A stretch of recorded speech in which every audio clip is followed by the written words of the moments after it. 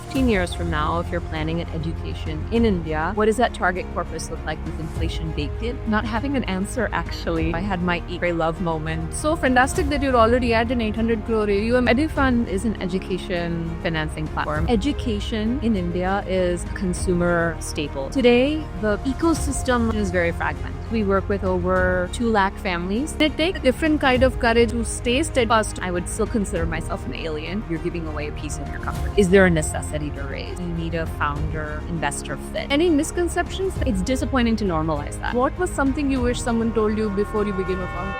NYU to Wall Street to EduFund. Eela built India's full-stack education financing platform, serving 2 lakh plus families with an 800 crore AUM and $12 million raise. We talk about smart fundraising, angels to institutions, choosing co-parents, not just capital, and how to sell a 10 to 15-year vision in a 30-minute pitch. Short version, don't wait, plan early. We spoke before and you told me about your story, and you started with studying in NYU, and then you were in Wall Street, and then you came back to India and decided to start something of your own. What was the shift that led from Wall Street to founding? Not having an answer, actually. Yeah. Shift. Yes. Sometimes not knowing, I think, leads to our biggest inspirations and just being open to searching. But I knew that I didn't want to be at a trading desk, Neha, for my entire career. Yeah. I definitely got a lot of knowledge of capital markets while I was working on Wall Street. And I would say for me, it was a big eye-opener in terms of a space that I actually knew nothing about. But after a few years of doing it, despite liking it, I realized I wanted to do something with a bit more purpose. I just didn't know what that was. And I was just going to follow my intuition and my spirit, which led me to India. I always had this deep curiosity of what it would mean to go back to my ancestral homeland, even though I wasn't born there. I was very, very curious of what it would mean to go and spend more time there. And so I followed my intuition with no answers, actually, but I knew that's where I needed to be. And I came to India and I took a sabbatical in my career. I spent some time on a yoga ashram. So I had my eat, pray, love moment of being confused and finding the next step and, meeting really interesting people.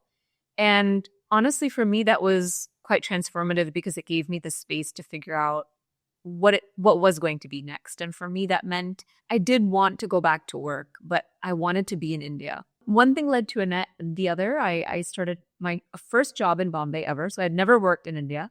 Started a job at an asset management company in India where I met my co-founder, Arindam, and we shared a lot of interests and similarities in backgrounds. He had also studied in the US.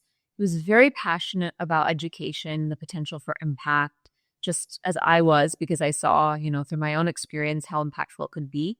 And he also worked in financial services. And as I'll come to a bit later, we found this massive gap in education financing, and we knew something had to be done. So for me, it was following my spirit, which you may not always have the answer, but you have a very strong intuition. We all do. And sometimes we need to follow that, even if it means going into the unknown. Yeah. Clearly they were onto something with Eat, Pray, Love, right? It has worked for you. And it sounds like such an organic story, right? I did finance, understood that trading is not what I want to do, then came to India and then found someone who kind of gave purpose to the purpose that you were looking for, if I can say that in a way, and that led you to EduFund. So let's spend the next question talking more about EduFund. Tell me more. Yes. So EduFund is an education financing platform, as the name suggests.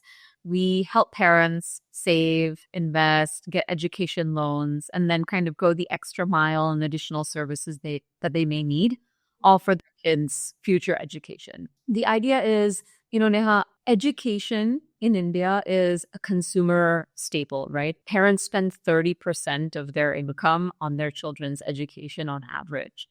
But parents don't really think of education financing as a dedicated part of the portfolio, nor do they really think of planning education right from when the child is born. At least historically, they haven't been. But, on the opposite side, there's the rising cost of education, right?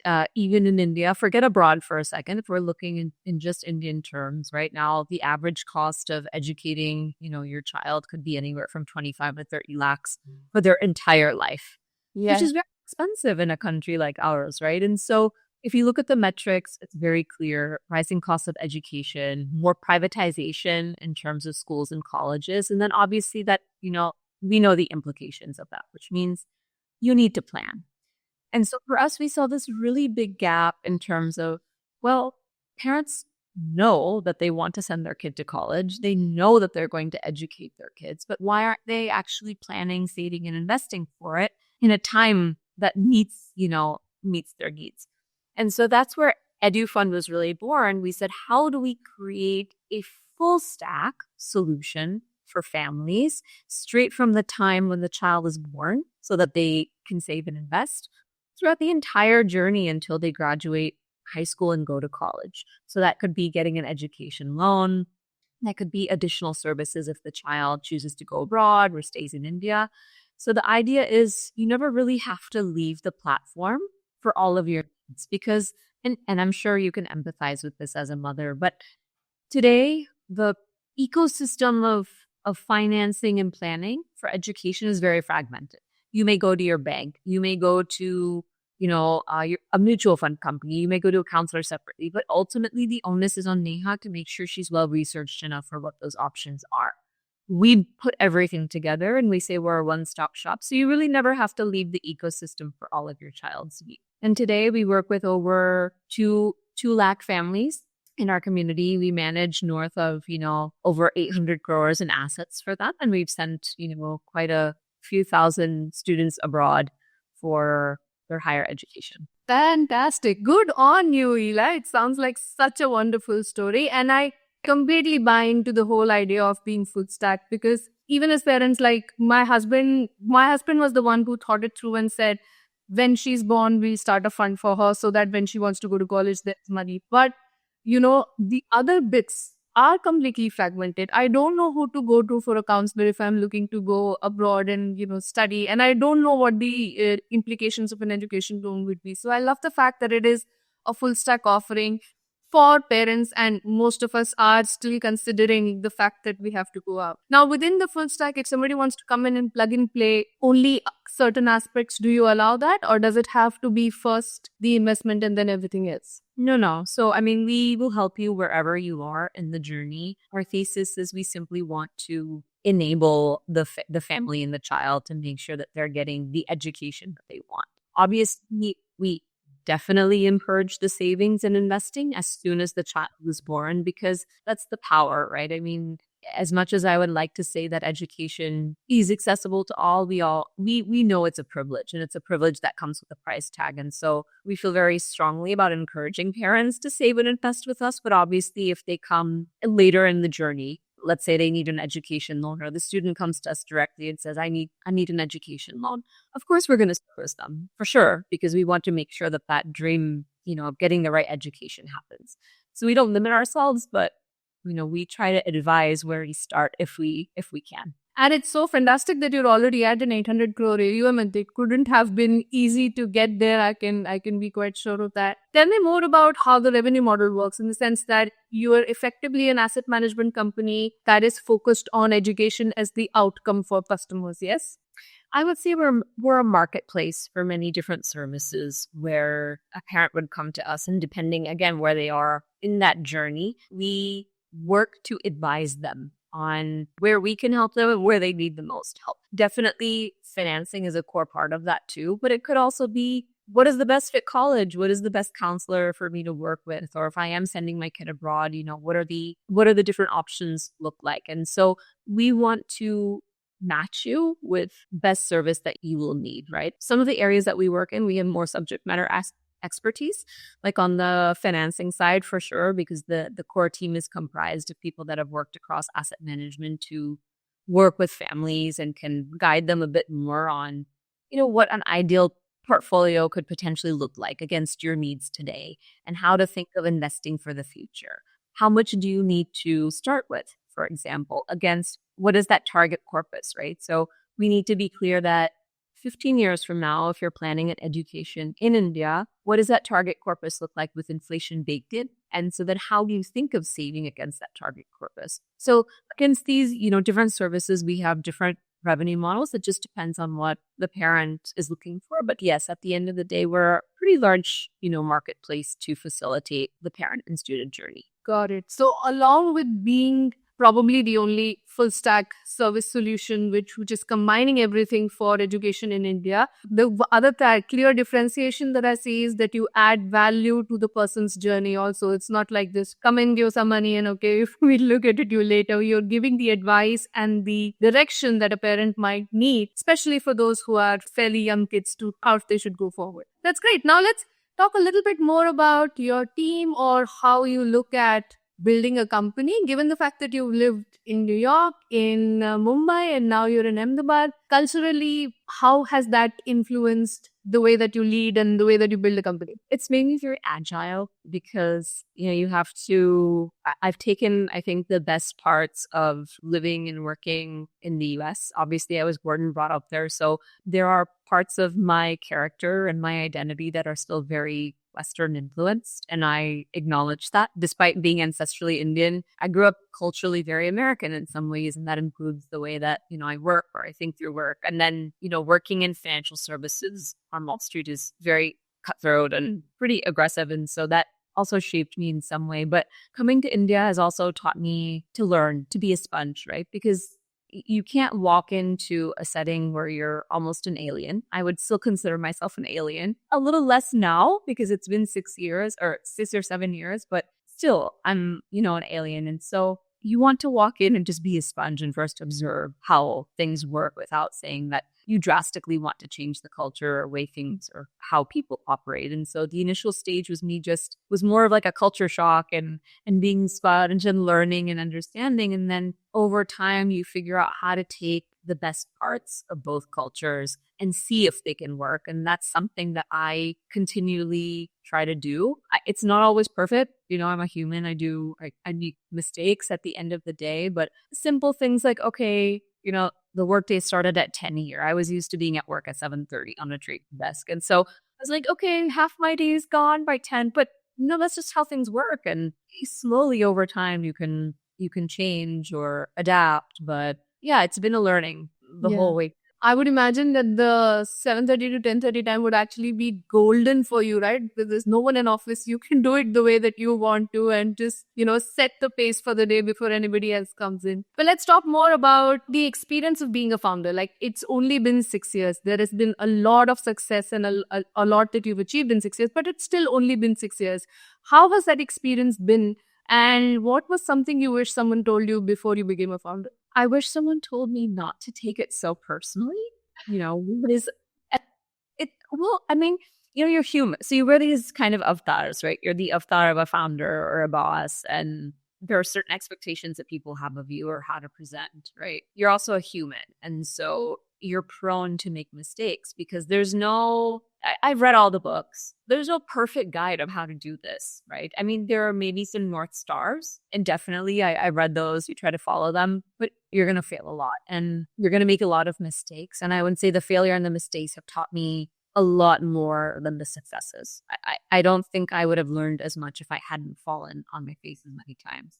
But also, I wish someone would have been like, oh, it's okay. You're human. You're going to fail. Don't take it personally. You are going to make mistakes.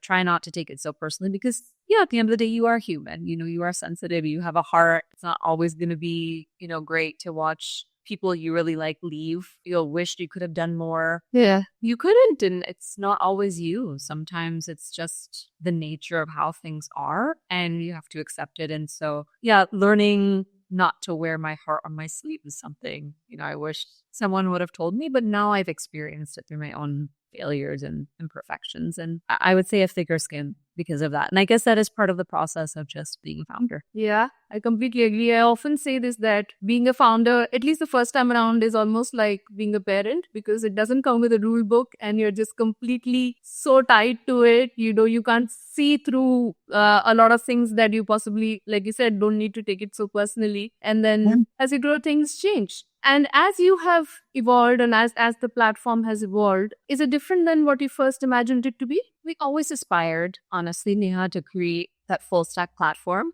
in terms of how is it different? Some things have worked, some things have not failed, some things were too early, some things I wish, we brought in earlier. But in terms of our core identity, no. And that's something I'm actually very proud of, is that in those 6 years, we're still very steadfast that education, financing, and planning is a core service we want to deliver to our fans. So I would say yes and no. Yeah, and it takes a different kind of courage, I feel, to stay steadfast to what you started with, to your initial vision. And you've also raised, a couple of rounds. I think it was 12 million that you have raised through funding till now. Yeah, in total, yes. In total, right? So to go through funding processes and stay steadfast to your vision takes a completely different kind of courage. So let's talk a little bit more about your fundraising journey. What was the process like?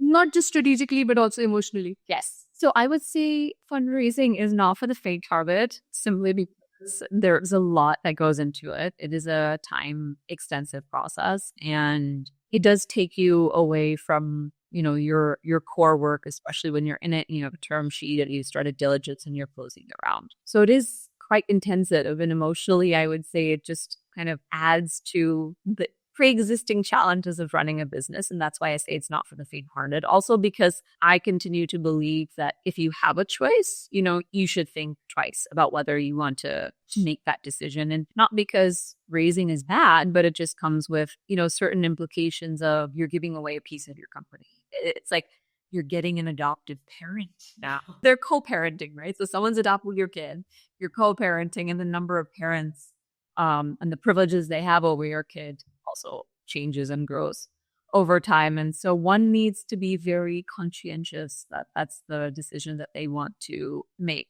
right? I wouldn't say it's emotionally bad, but yes, it definitely has impact over, how the founder operates, where they have to spend their energies. But also true of finding a good adoptive parent or someone to go co-parent with. If you find the right partners, the right co-parent, it really can change the game. It's also one thing that we have, I would say, really positively benefited from is we have great co-parents, and, some of our investors have been around for a very, very long time. And I think that adds a lot of value to the process as well, because they see the long haul journey that you're, spending your blood, sweat, and tears on. And in a business like ours, where saving has very long term, right? I mean, if you came to me and you started when your child was 3 or 4, I'm hoping you're going to be locked in for the next 10 to 15 years. Absolutely. And so for an investor to really buy into that vision of, okay, this is, a long haul business, is not always as common as you would think.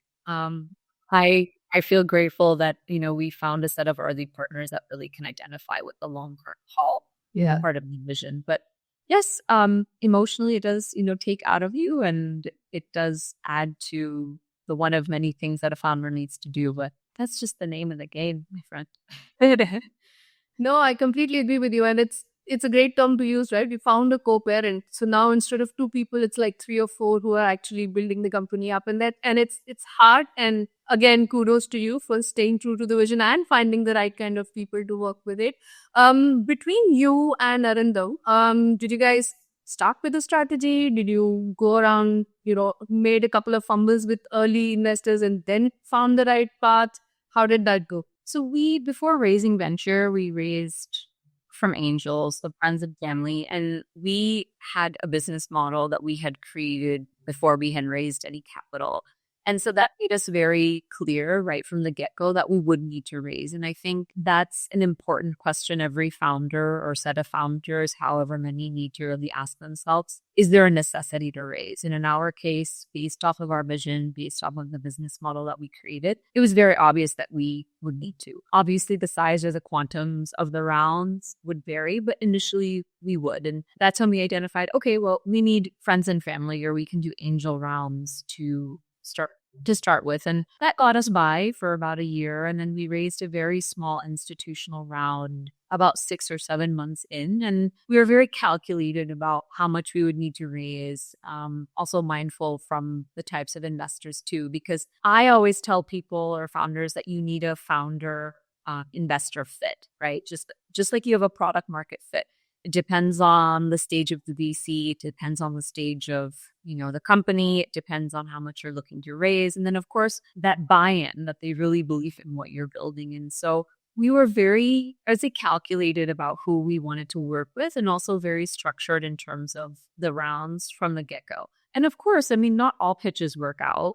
Not all investors you want to work with feel the same way. And that's just part of the process. But my feedback to early stage founders is be very intentional about it. Don't, leave it to chance, or don't leave it to vanity because everyone's doing it. Really understand what you're building, why, where the capital requirements will be, and use that business model as a North Star. But talk to everyone. Yeah. Don't say, well, talk to everyone, because that's a learning in and of itself too. Yeah, it's almost like a funnel, right? There will be some ideal investors that you want to work with, some who would be warm, but, both of you are half interested, and some would be cold, but talking to everybody will give you much more clarity into where you want to go with. Any misconceptions that you had to fight against? I think there are always misconceptions being a woman on what we are capable of doing. And I've come across many situations where, while I'm pitching with them alongside, people will direct all questions to him, and, they'll sideline me. So I've obviously been in a room or many rooms with that. And I've also been in many rooms where I've been I've been the only woman there. Yeah. That's not a surprise to me anymore. And of course the bias is around, well, tomorrow, if you plan to have kids, how will you manage your company? And questions like that are just become common, but now I just kind of, I don't think twice. I know what I'm built. I know how far I've come. I know where I want to go. I know where I have the potential to go. And that's, what we focus on. So, but they exist. So for those in the audience, maybe watching this and wondering if they'll come across situations like that as a female co-founder, you probably will. But no surprise anymore, at least. Yeah. I think it's good to just go with the assumption that it would happen instead of going with the assumption that it probably wouldn't, because you'll be surprised less. You'll be prepared more for something when it does happen. It's disappointing to normalize that. And I'm not saying I'm proud of normalizing that by saying it's not a surprise anymore. It is disappointing that we have to normalize that. And obviously, through my own conversations with other female founders and through the work that I do, obviously, my aspiration is to change that. But it's also important to educate other women that, yeah, you may likely come across this. It's not gone flat, right? And so that's very important for us to be aware of, so that we are adequately equipped, because you hear about it. But then the first time I experienced a situation like that, where it is very clear that this person was not addressing me and addressing my co-founder in that setting. And I caught on to it. It was subtle, but my radar was going off, like, I'm answering the questions and the questions are being redirected to him. Yeah. Like why? If I have the subject matter knowledge of this in my company, because that's a department I run or work very closely with, talk to me about it. But I was getting so sidelined in the conversations.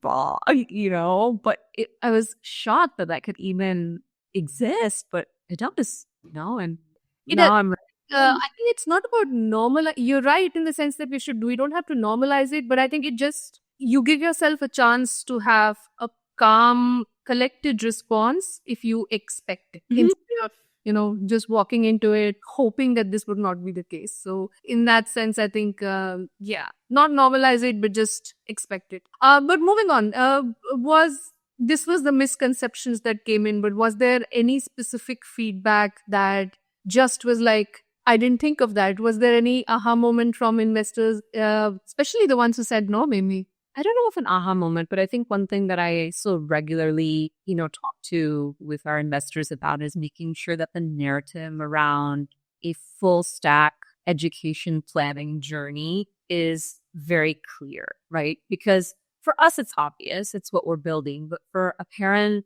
who has this attitude of aage chal ke dekhenge, right? Like, we that till last minute, is not always so clear. Yeah. And so one feedback that I get regularly that, I think we've gotten much better at now, but in the early stages, especially when you're such a young company, how do you talk about a full stack financing platform or full stack financing journey with the company so young, right?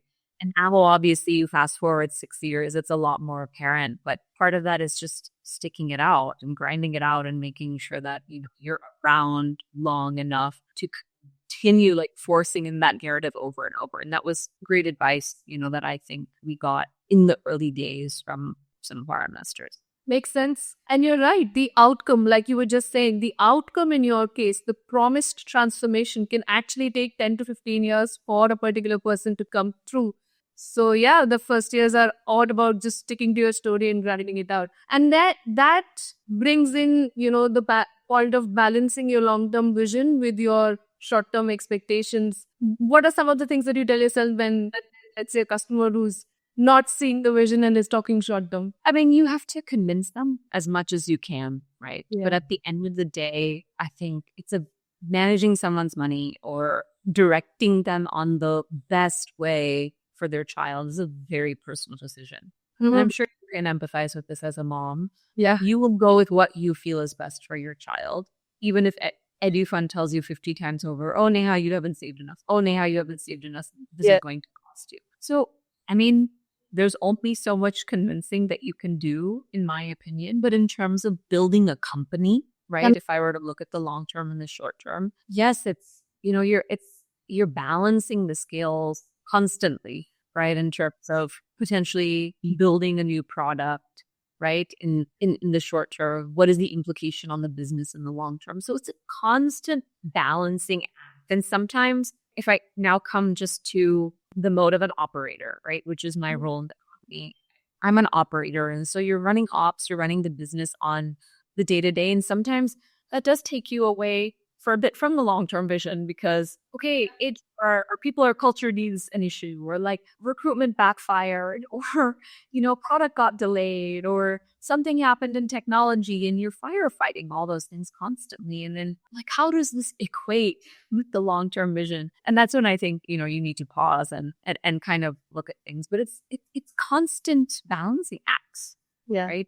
All the time. So that's very much there. That's the one thing we can all promise, right? That being an entrepreneur is not easy on any given day.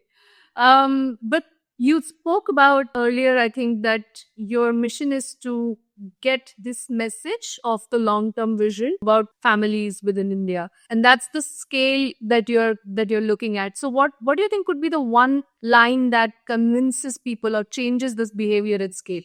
So it's actually 1 crore because we're already at 2 lakh. But yes, in the next 2 years, I hope is to be 1 crore.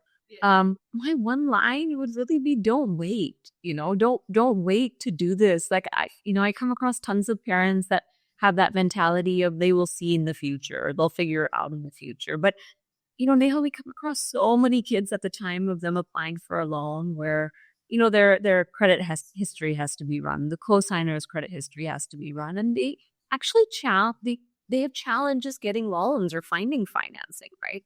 And we tell parents, if you had actually started earlier, this wouldn't be so much of an issue, right? And so, yes, don't sacrifice that long-term gain for a potential short-term offset of, oh, well, I think I have it in control, right? You need, don't wait to look at the finances. Don't wait to explore the cost of education. Don't wait to start. What are you going to lose by starting early? Yeah, absolutely. And these technical aspects or the financial check, like the credit check that you said, this is stuff that is completely agnostic of the child's educational performance. So like, right, why add this? Like they are taking care of studying hard and doing well. You might as well take care of that. It makes a lot of sense. Now if we were to look at scale, we're still talking about scale. So then I wanted to ask you, you partner with a lot of financial institutions and with lenders. And because it is a platform, because there are so many third parties involved, there is a lot of control or there is a lot of cleanup that you might have to do to make sure that things stay on the right track. How does that happen? And are there any specific challenges in that? Yes, so we work with quite a few partners, both on the investment side and especially on the lending side.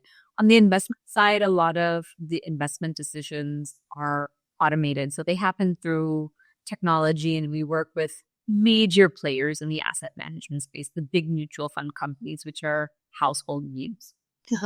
lending side, I would say that's where you need to balance the technology with the people, right? Because the question becomes, well, it's about trust, and trust is garnered through, I would say our team. That for us, that's the differentiator. When a student comes to us and says, well, I have, so many options, where do I go? That's where our client servicing team comes in and says, we understand, but we need to work with you to get a sense of, your background, your financial history. And so it's a delicate balance between the people and the technology. And I really feel that technology can enable, but India at its core, when it comes to money especially, is still very people oriented. And we trust, or will be more secure with the fact that we can grab someone by the collar, if something goes wrong, than just trust the app, right? And that's still endemic in our culture. I know it's changing, and I hope, for more change facilitated through the technology. But you also have to acknowledge that I think running a business in today's time still means you need people, you need sales, you need client servicing, and we've accepted that. Yeah. And I mean, you're sitting at the trifecta, right? It's one, it is finance. Second, it is lending. And third, it is about your child. So with all of those three things involved, you will have to have people who kind of make sure that the trust doesn't get broken on both sides, even for the university that you're looking at and for the person who's taking the loan. How do you protect that credibility? One is by the partners that we work with, right? And so we make sure that whether it's a lender or the asset management company, that it's a well-known name. These tend to be household names, that we partner. But then it's also I would say, comfort in knowing that we're an intermediary. So we're not manufacturing the investments. We're not lending, for example, from EduFund itself. And so we are an intermediary. If in the worst case, absolute worst case, EduFund is not around, you still have your contacts with the bank. Or you still have your investment with the mutual fund company. And so that's where the safety is, I would say, is we're an intermediary. And the ed manufacturer is those companies which I hope are too large to fail. Got it. So it's almost like there is no curtain behind which everything else is happening. There is a lot of transparency. So as a parent, if I come there, I know where my money is going, and I know who to kind of, like you said, grab a corner off if tomorrow I need some help. And finally, 5 years from now, what are we looking at EduFund as? 5 years from now, everyone asks me that question, and I feel like we're expecting I want to be the household name in education financing for sure. For me, it's very important to reach that 1 crore milestone, of families. And maybe we can get to a place where India has its own version of the 529, which in the US is a government-aided education financing solution where parents can save and invest for their kids' education, and the gains that they make on that are actually tax deductible, and they get put towards the kids' education. Right? So any fee that you earn at a federal level is put towards the kids' education, and India doesn't have the equivalent of that program. So I would love for us to be in a place where, families who are saving and investing for the right reasons have that added incentive. So that's a big thing on my wish list, but let's see if we get there. That's a good goal to have, right? Not only is it just about what your company does, it is about changing the way the government functions in a country. Fantastic. I love that's a Red Cross, but yes, plan. No, it's a great place for us to kind of pause and I wish you all the very best for your future. And it was wonderful getting to know more about EduFund. Thanks, Neha. It was lovely speaking to you.